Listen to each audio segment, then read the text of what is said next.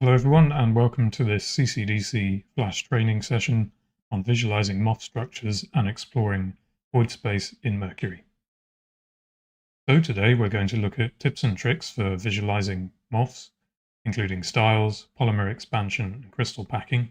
We're going to look at visualizing void space in porous structures and viewing pre-computed pore properties and on-the-fly pore property calculations with Pore Analyser.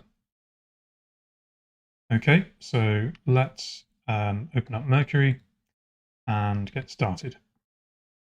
So this is the Mercury interface, and hopefully most of you will have had the chance to explore this before. If you haven't, we can point you to some training resources at the end of this demonstration. But we're going to assume some degree of familiarity, and the first thing we need to do is to select a structure. So we're going to select a CSD structure. And the first one we'll look at has the code YIMRIZ. Okay.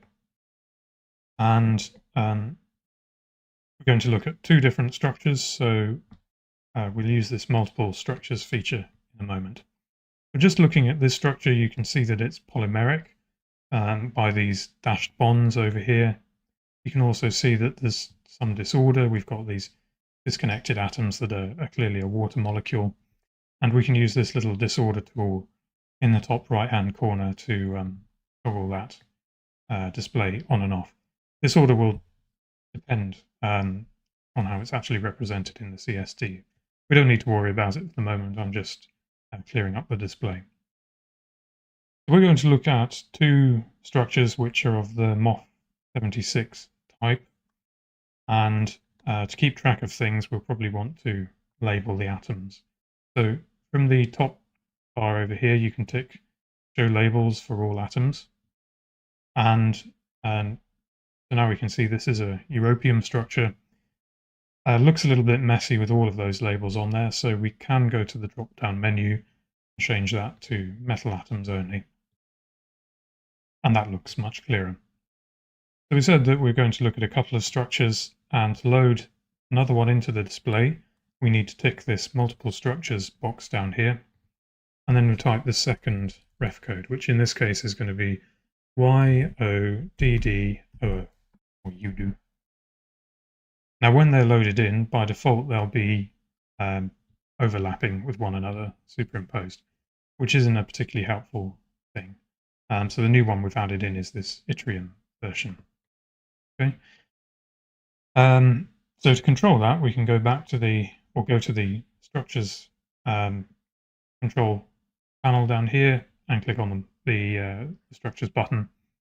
And you can see that we've got options here to control which structures are visible, which ones are active for processing in Mercury, and whether they're movable or not. We've also got controls for the disorder, and you can change how the structure is colored. So this can come in quite useful if you're overlaying things and you want to distinguish the different structures. Other controls that are very useful include setting the rotation centers to local and enabling this option, which is to move the structure that's nearest the mouse cursor. And if you do that, you can now see that we've got individual control over these structures. So we can move them around, and we can get them into similar orientation, like that, for example. And we can see here that certainly stoichiometrically they look the same. All these MOF 76 type things are based on a trivalent metal ion and benzene tricarboxylate anion. But just looking at the structures themselves there, they don't look to be identical, so we need to explore these structures more to see if that is the case. So you would need to build a larger section of the structure if you want to do a thorough comparison, and we've got a couple of ways of doing that.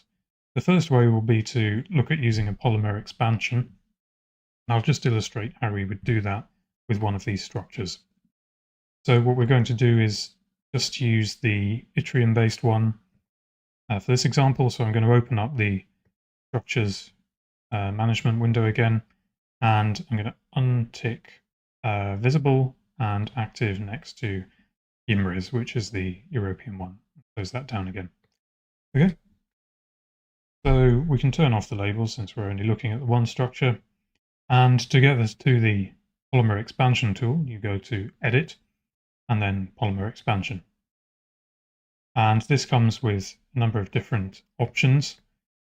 The default is to expand at a selection, but you could also expand according to symmetry relationships if you want. There's also the option to prune the structure if you've already expanded it. And you'll notice that we've got two options to expand by, either a whole unit or a subunit. So to see the difference there, if we have expanded a whole unit, then you can see that it adds on another complete repeat unit of the polymer. You can either click Reset or Ctrl-Z if you want to undo the last action. And if we switch this to subunit, then you can see that that expands to the next set of polymeric bonds, rather than adding on a full repeat unit. And so in this way, it's you've got quite a lot of control over exactly how much of the structure you want to see. And you can just reset this when you're done.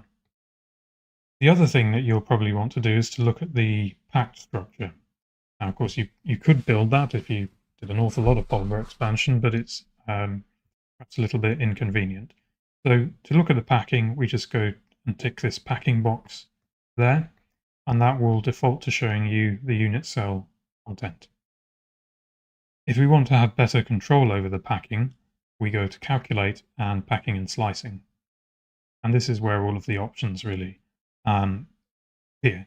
So you can turn, I'll just reposition this, you can turn on and off the display of the cell, you can show the labels or not. And in terms of the packing, this is where you control how much of the structure you view. So you can add on, say, in particular directions, in the A and B directions, you can look at a greater section of the structure. Or there's some presets which are quite useful, like this 2x2x2 array, quite large. When you've got large sections of structure, it's useful to be able to control the direction you're looking at, and there are some default views up the top here along particular crystallographic directions. So if we click A, then we'll see the view looking down A, and B and C, of course. So that's quite handy.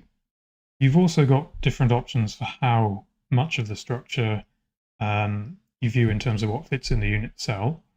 So I'm just going to return this to the default at the moment. So we're looking at just one unit cell's content. The default is to have molecules whose centroids fit, but you can change that to have strictly only the atoms that fit within the bounds of the unit cell. You could have options where any atoms fit, so that could be from neighboring unit cells as well, and that's obviously much larger. So various different options for control here. I'm going to go to the option that fits and go to a 2x2x2 array. Quite a nice view of the structure there, and then I'm actually going to turn off the unit cell axes. Now you've got different options for styles you can use to view the structure. So ball and stick is a good general purpose one, but it's rather cluttered. We've got polyhedral view, which emphasizes the coordination environments of the metal centers. I think that one's generally quite useful for just like this. But the underlying ball and stick is a bit too thick for my liking. So you could choose one of the other styles like wireframe, or you could choose cap sticks as a sort of compromise, but then you've lost the coordination display, that polyhedral display. But fortunately, you can actually sort of mix and match between styles. So if we right-click in the Visualize area and go to Styles, we can then go to Selection. Actually, go to Selection and then Select, and we'll select the metal atoms. With those selected, it's a little bit tricky to see. If you zoom in, you see they've gone yellow, so they're selected. So that you can then go to the Style drop-down menu and go back to Polyhedral. Now those have been, just the metal centers have been changed to polyhedral. So I think that's quite a nice compromise. You can also customize the polyhedral display itself then if you want. So you could go to right click and go to styles, polyhedral settings, and you might want to reduce the opacity a bit, and you could also choose not to draw the edges, so you can just see through to the centers a little bit. I think that's quite a nice compromise in terms of style. So you can explore that yourself, of course. So I'm just going to click reset now, and we'll just put everything back to the defaults. I'm going to click reset here, which will turn off packing, and I'm going to go back to the ball and stick just for general purpose use. Okay, so that's some tips for visualization, but if we're going to compare structures, we'll need some other tools available. So the first thing I'm going to do is to go back to the structures and bring back Emirates. Okay. Now we've got both of those, so we're looking at the europium and the yttrium examples. So if you want to try and overlay the structures to see how well they match, there's a tool for that, which is the structure overlay tool. To make that feasible, we need to turn on the packing again. But I think 1 unit cell's worth should be enough for this. To get them in the reasonable orientation, you can use the tools we saw a moment ago. So if we look down the A direction, I think you could be convinced that it looks as if there probably is some similarity in structure there. So if we want to evaluate that better, we go to Calculate and Structure Overlay. Now, in the Structure Overlay, you need to pick pairs of atoms that you think are in the same environment, and the calculation will then test if that's the case by doing a least squares overlay. So we will do a very basic one and just select a few atoms that we think are in the same environment. So I think europium 1 and yttrium 1 look like they should be the same. Same for this pair down here. And then I'll probably choose the carbon of the carboxylate ion as the third of those. So once you've got however many you want, then you can click overlay. Obviously, the more atoms you select, the more realistic the RMS value will be for comparing those two structures. Anyway, we'll just click overlay, and you'll see that that's superimposed those structures, and it does look as if they're quite similar. You've got an RMS of 0.09 down there, which is quite low, but you have only selected 3 atoms. So what you want to do is go back to the multiple structures control and tick move. You need to untick the box that says move the structures that's nearest the mouse cursor. And that way, when you do that, then the structures won't move away from one another when you try to rotate them and actually close down the structure overlay.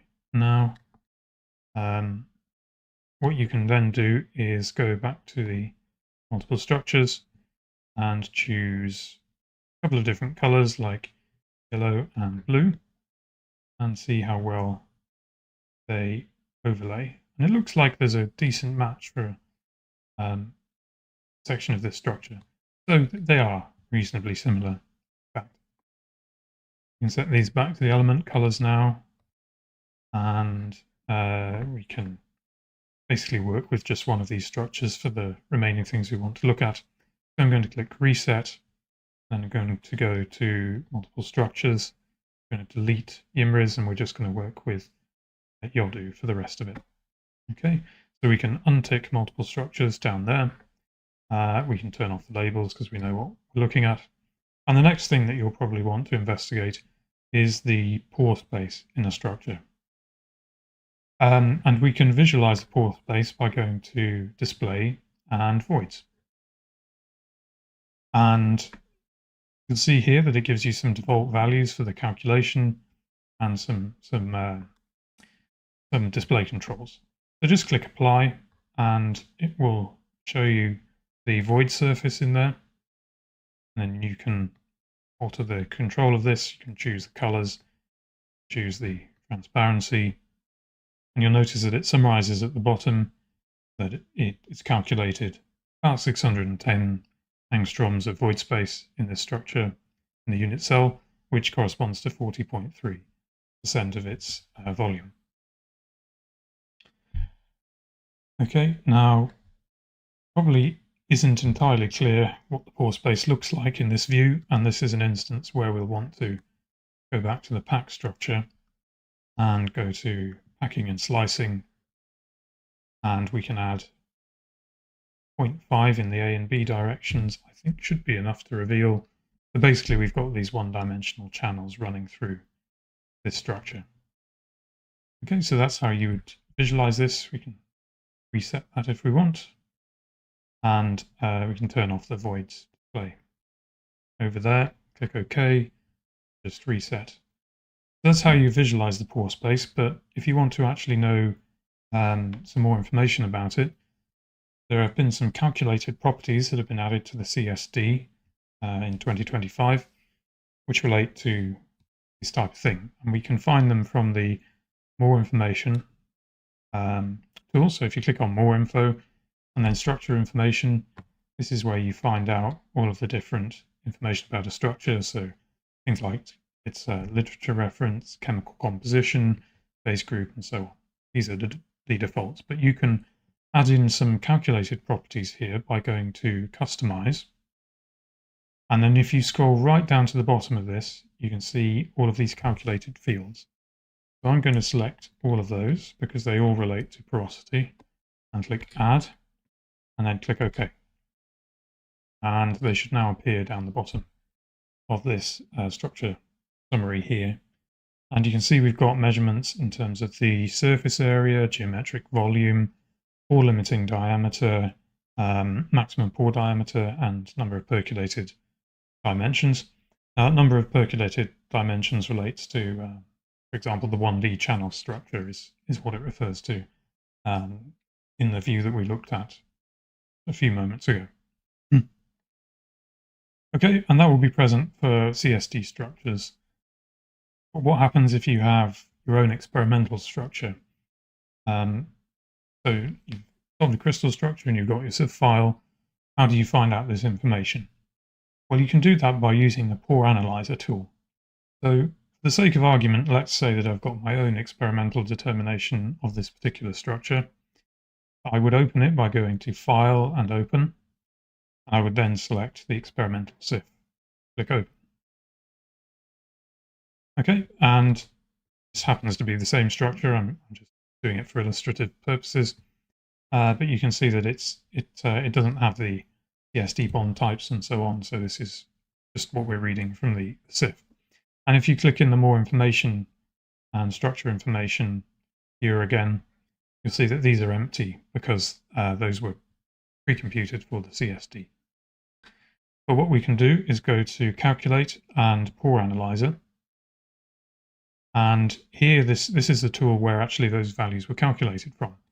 If you click Show Advanced Options, then you can see we've got all of these settings here which relate to how the volumes are calculated and how the surface areas are calculated. So you've got the helium probe for the volume and nitrogen probe for surface area. That's in addition to the geometric calculations that we had before. So you can adjust those if you've got specific experimental setup. I don't, so I'm just going to click Calculate, and it should be quite quick to run. And then you'll see that it reports all of the results in various different units, and we've got more information than we had from the simple summaries before. So we've got things like network accessible, surface area, helium volumes, all of these different things. But you'll notice that those values match the ones that we saw before, as they should, because it's the same structure. In fact. Okay, so that's a really useful way of doing this. And that's all I wanted to show you for this. So I just want to show you some of those training resources. So if you want to explore more, then we've got training and learning resources from the community section on our website. We've got online courses that you can have a look at, and those have got examples of how to use different features in Mercury. We've got lots of self-guided workshops, and we have plenty of Mercury how-to videos on our YouTube channel. So do take a look at those afterwards if you're interested. If you need any help with technical or scientific support, you can submit a ticket to our support team on the website. We also have an extensive range of FAQs on the website, and there's lots in the documentation and resources, or support and resources on our website too. If you've got queries about the license or you want to find out about license contacts, then email the admin address instead. Okay, and I think we have time for some questions now. So if you have any questions, put them in the chat and we'll try to answer them.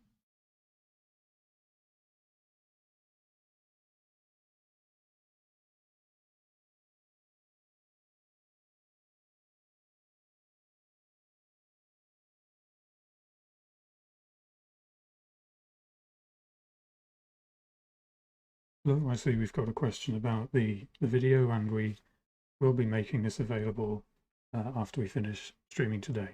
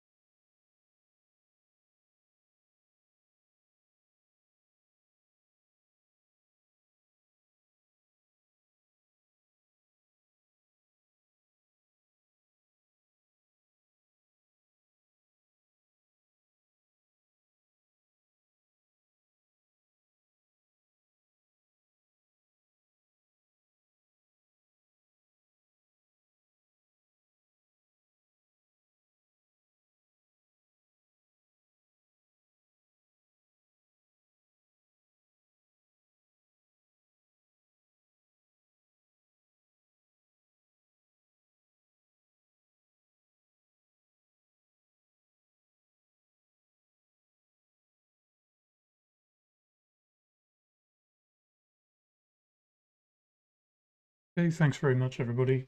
Call it a day then. Thank you.